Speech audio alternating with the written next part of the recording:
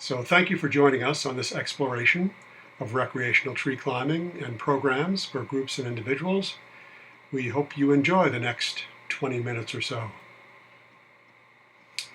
As you enjoy this picture of Nicole and Nico Alaya, who are part of the Tree Climbing Colorado team, I should point out that they are climbing a tree in Chile called a coihue.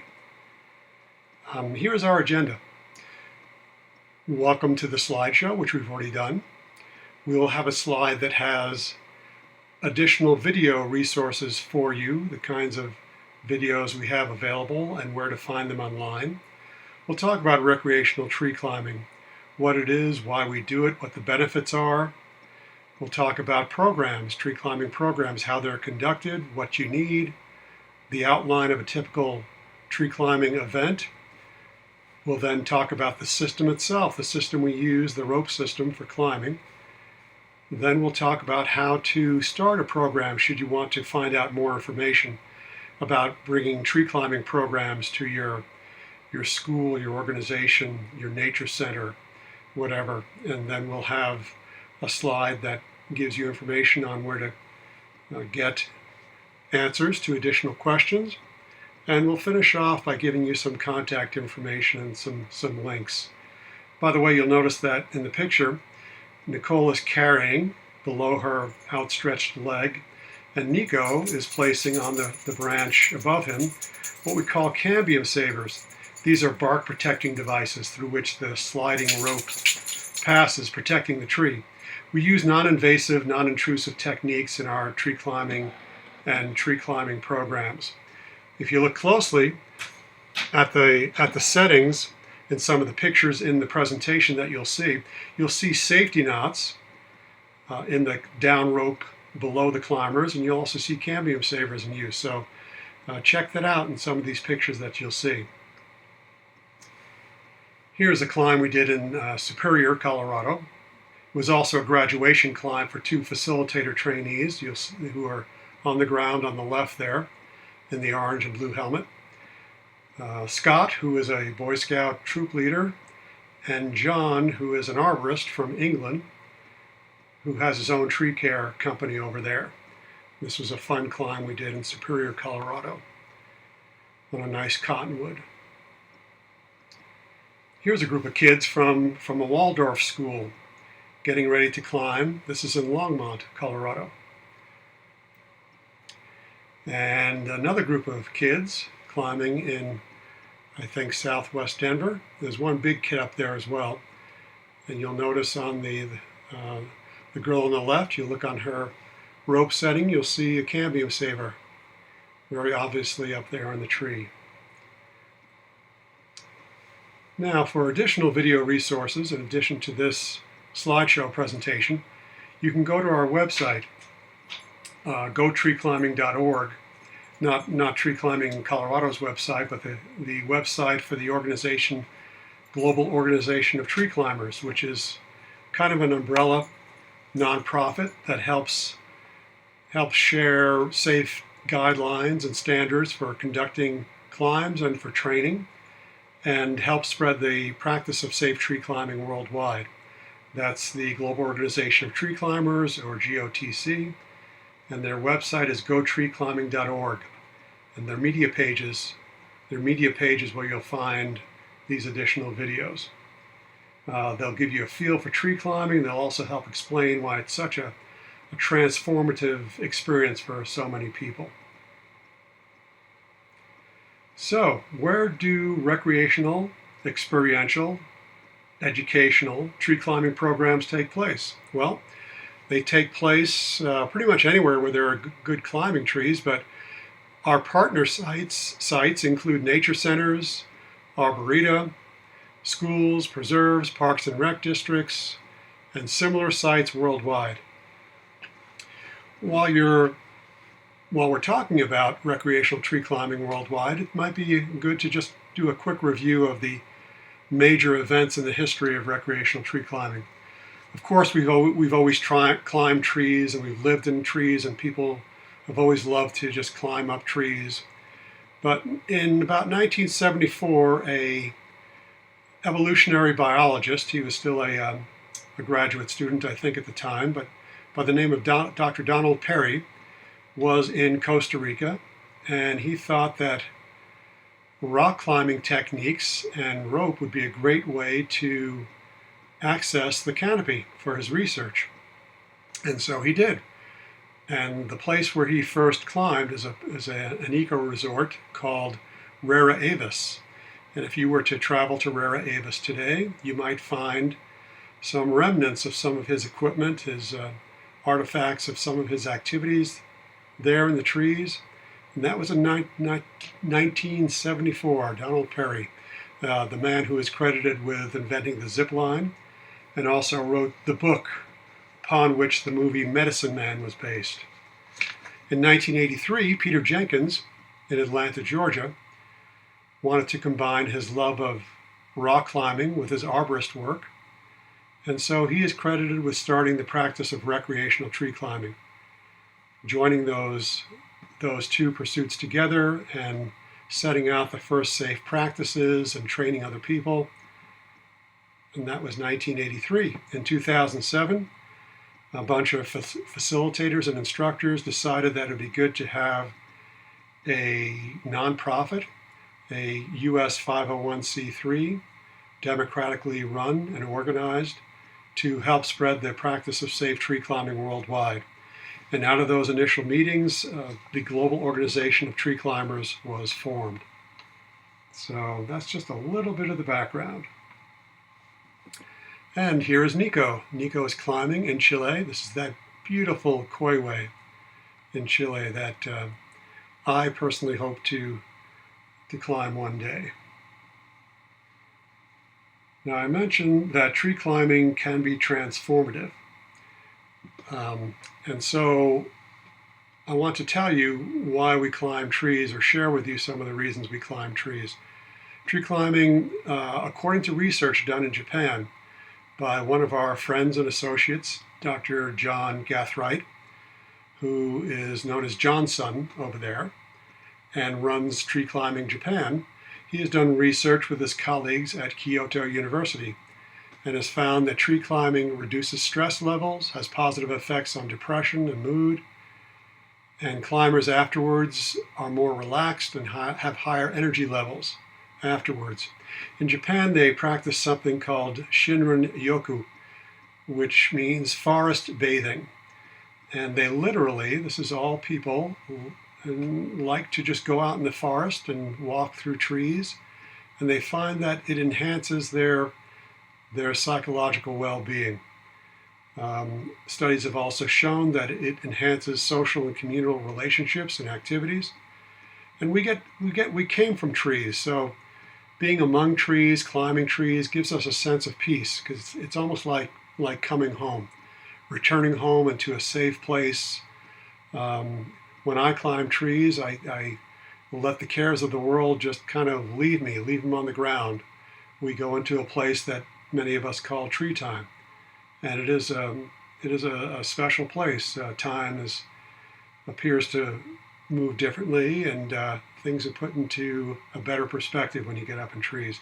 You'll notice in a lot of these pictures that people are smiling. We don't pose them, we don't tell them to smile, and we don't always tell them we're taking the pictures. We just take pictures, but people just naturally smile when they're climbing trees. So let's talk about the typical group climb or program climb, beginning with what's needed to conduct a climb. Well, what we need first and foremost is a tree, a good tree. And there are a lot of good trees around. We need a tree that is mature and healthy with solid anchor points for us to put our ropes on. It should be well maintained, and it should have been climbed by the facilitators. It's also good if there's access to parking and bathrooms just for your climbers to be able to get to the site. You'll also need trained facilitators. You'll also need climbers. That's always a good idea to have some climbers. Now we at Tree Climbing Colorado, we set our age limits at between 7 and 95. So we do have standards.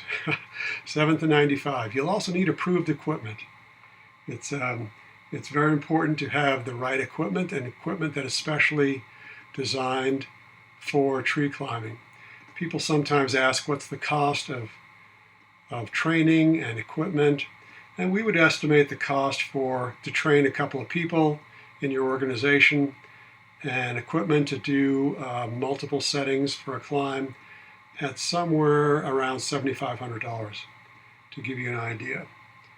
That equipment includes the tree climbing equipment itself, but also what we call grove equipment, non-climbing equipment such as tarps and first aid kits, conveyances to take the equipment to the site.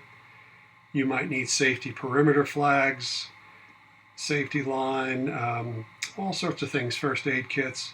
So those other equipment items besides the tree climbing equipment itself. So $7,500 is a good rough figure to start with.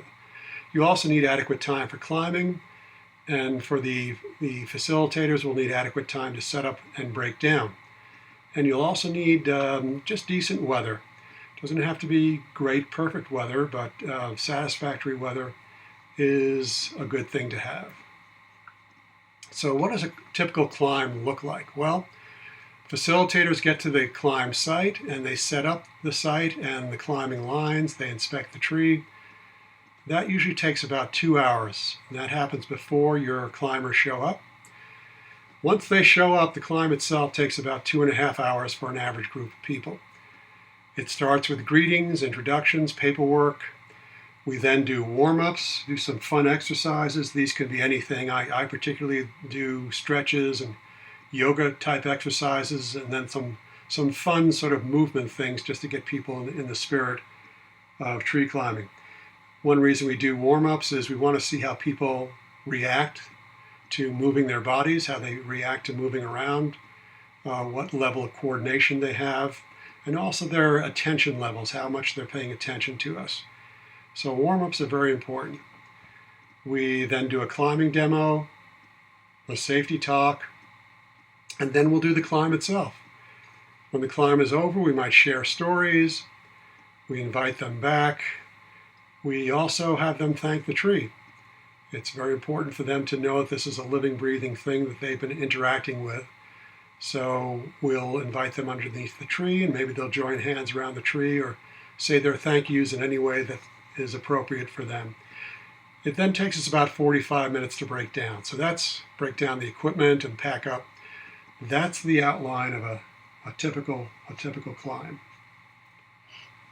Now I mentioned some of what we might call the eco-psychological benefits to tree climbing. There are other more concrete benefits to tree climbing, as you see me working with a much younger Nico. He's much older than that now, but demonstrating how to tie a safety knot there.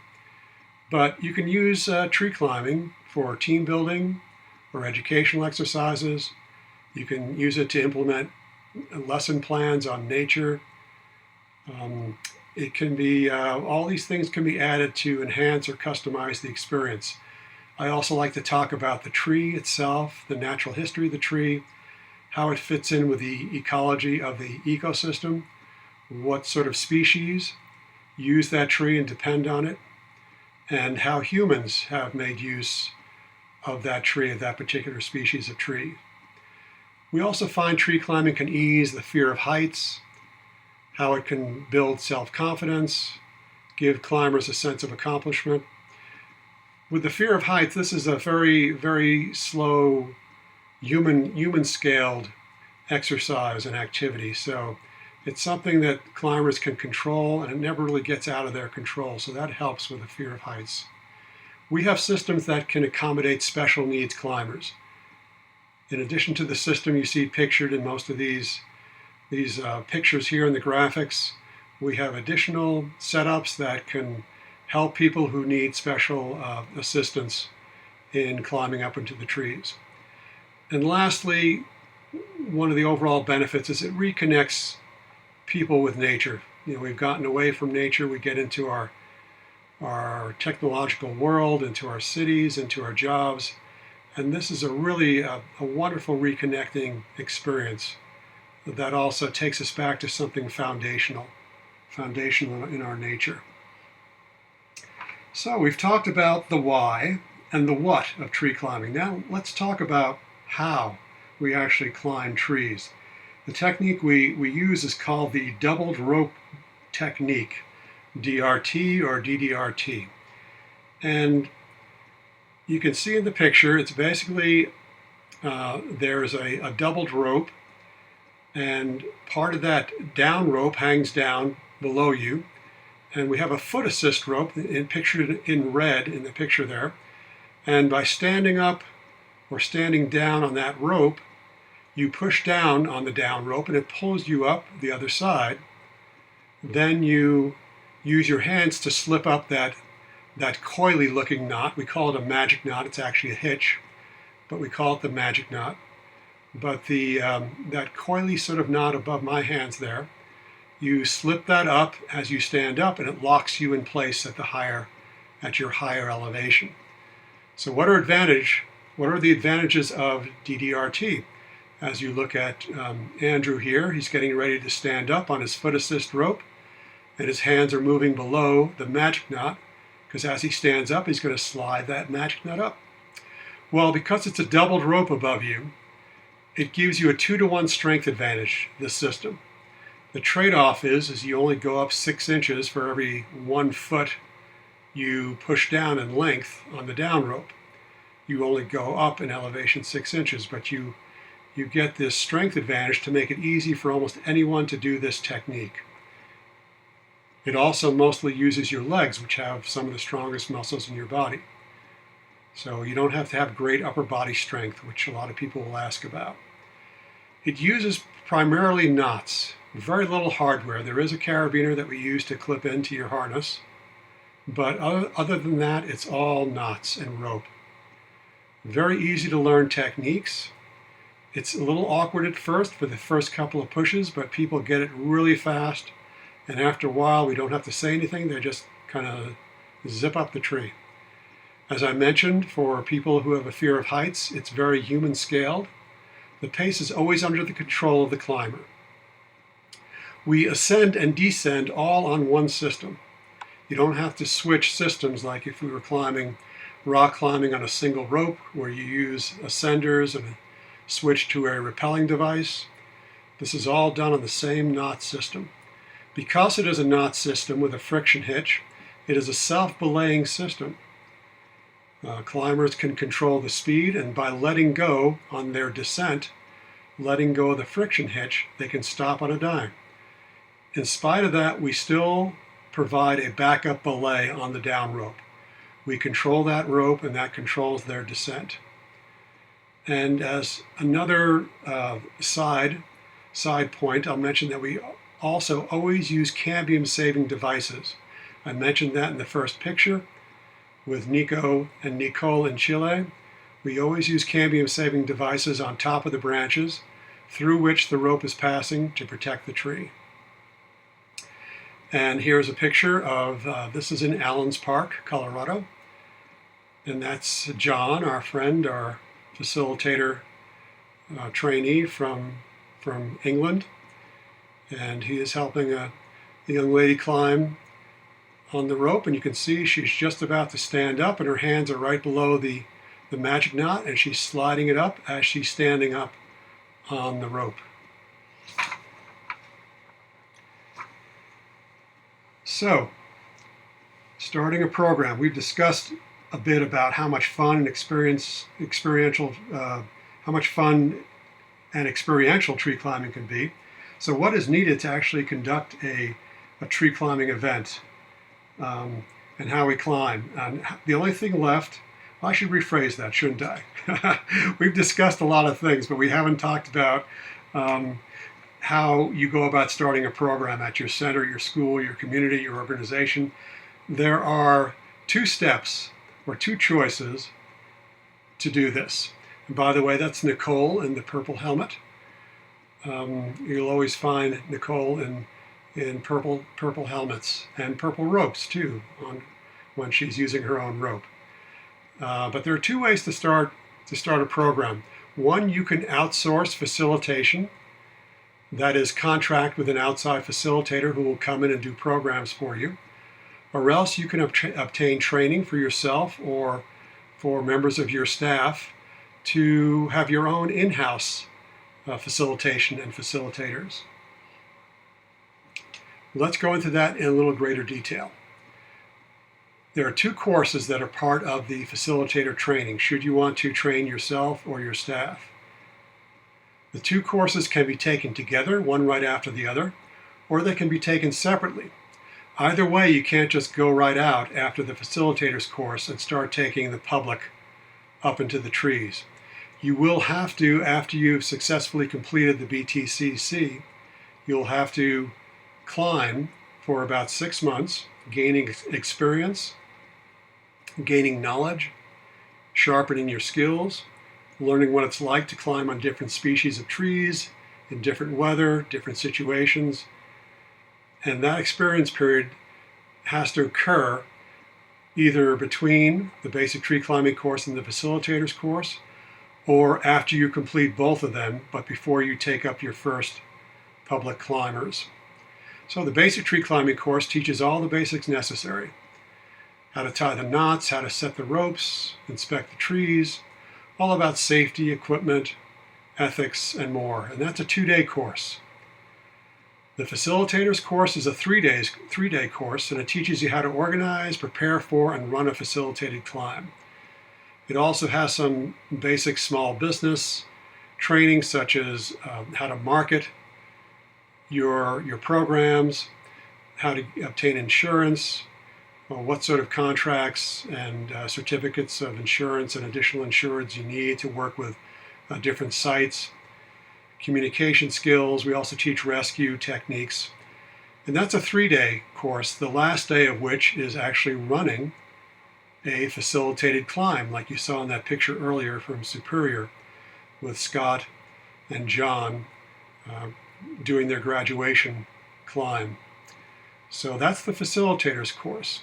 When you do start facilitating after the 6-month experience period, you'll do so at a 3-to-1 ratio. That is, only no more than 3 ropes in a tree that you're responsible for. Now, you could do a climb for a dozen people or as many as you'd like, but only 3 people can be in a tree on those ropes at a time. If you've trained, let's say, 2 or 3 members of your staff, then you can multiply that out to 6 or 9 ropes. 9 ropes being if you had 3 facilitators, but no more than 3 apiece that they're responsible for.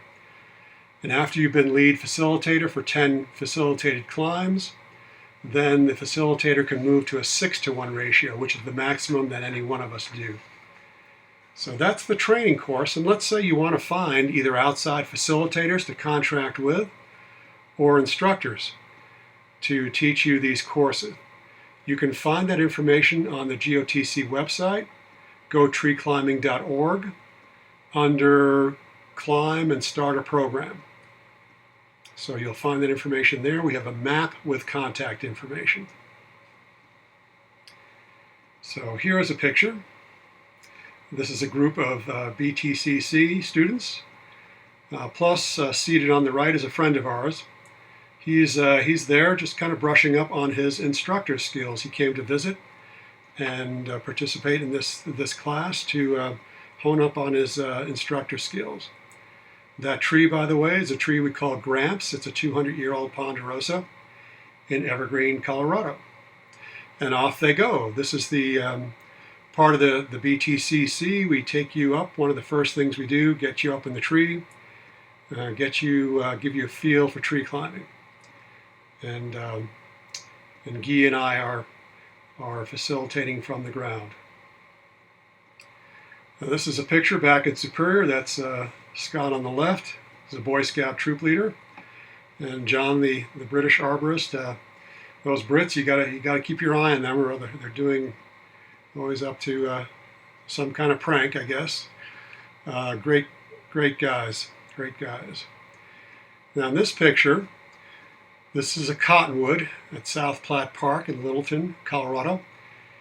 And wanted to show you, wanted to point out the system just below where Rango on the right there, he's one of our facilitators, right below where he's sitting. This is a tripled rope system, which provides a true 3-to-1 strength advantage. The regular DDRT system we use, because there's friction going through the cambium saver, you don't get a true 2-to-1. It's more like 1 3/4 to 1. But because this system, this super system, uses pulleys, you get a very close to a true 3-to-1 strength advantage. And we use it for those climbers who need a little extra assist. Another thing to point out is that since the rope is moving through the pulley and not over the branch, this system does not require a cambium saver. It is not dynamic over the branch. Here's a picture, a beautiful picture from Wisconsin. This is the River Edge Nature Center, where we've gone several times to train groups of staff for the River Edge Nature Center and several others. And that's our instructor crew, me, Nicole, and Nico on the right, and that's one of our students, the wonderful Tori, who's now one of their facilitators. Now this picture here, this last picture, was taken at Whimsy Farms in Boulder, Colorado. This is what they're doing what we call a bat hang. And no, you won't fall out of the saddles. It's safe and it's fun, a lot of fun to do. But it's good to demonstrate some of the things we can do on the ropes here. So this just tells you that for additional questions, you can visit our FAQ page, which is at the treeclimbingcolorado.com site. Just go to the treeclimbingcolorado.com site and look for FAQs. Any additional questions, please feel free to write or call. Here's some contact information as websites for the GOTC and for Tree Climbing Colorado. You see the Tree Climbing Colorado, the Colorado can be abbreviated to CO, treeclimbingco.com. And that's about wraps up our presentation here. So for Nico, Nicole, and myself, Har Ponderosa, thank you for watching. I hope that this has inspired you maybe to pursue tree climbing programs. So we hope to meet up with you possibly in the canopy one day. Until then, we'll say off rope.